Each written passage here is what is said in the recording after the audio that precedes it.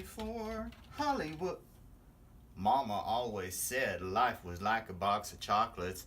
You never know what you're gonna get. Oh, hello there. I am Stan the Movie Man, and this is my review of Blade Runner 2049. It stars Ryan Gosling, Harrison Ford, Ana de Armas, Sylvia Hoeks, also Robin Wright, and more. It is, I really can't tell you much about the story because some of the very earliest things we learn would be considered spoilers.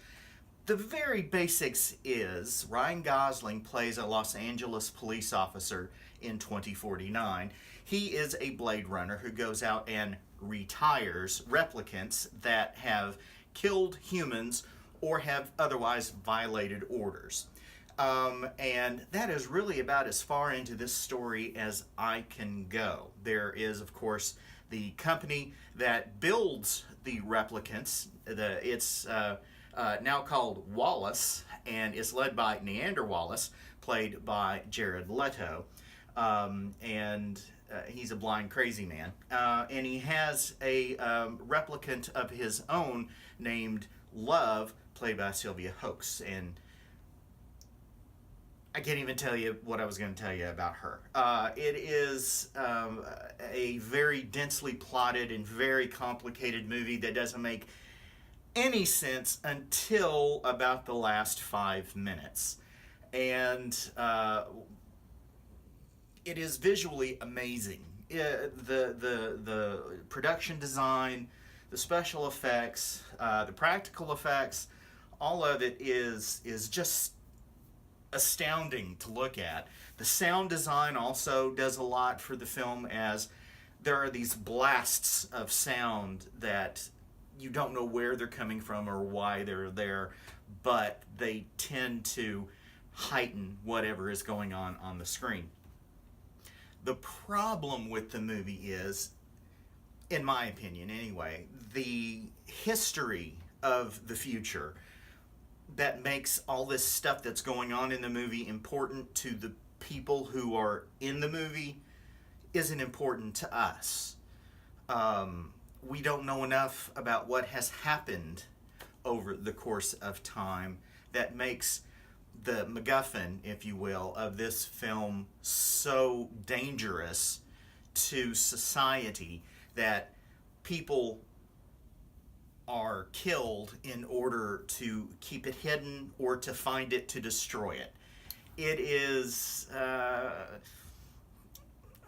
I don't know why I am supposed to care about all this stuff.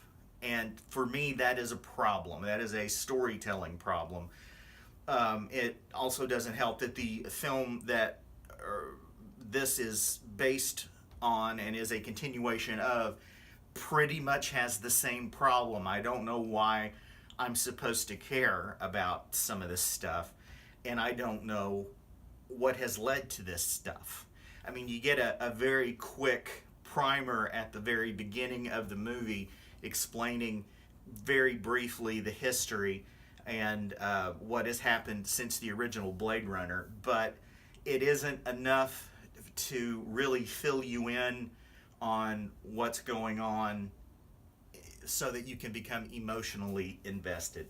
Again, terrific looking movie, and the performances by Ryan Gosling and Harrison Ford, who doesn't show up until kind of late in the film, and all the other players are excellent, but I'm just not sure why I'm supposed to care, why the audience is supposed to care. And quite frankly, I didn't all that much. I just wanted, the people who I thought were bad people to die, and the good people that I thought were good people to live. And as usual, some of that is murky in the Blade Runner universe. This may set up future films if this one is successful enough to justify the cost of making more.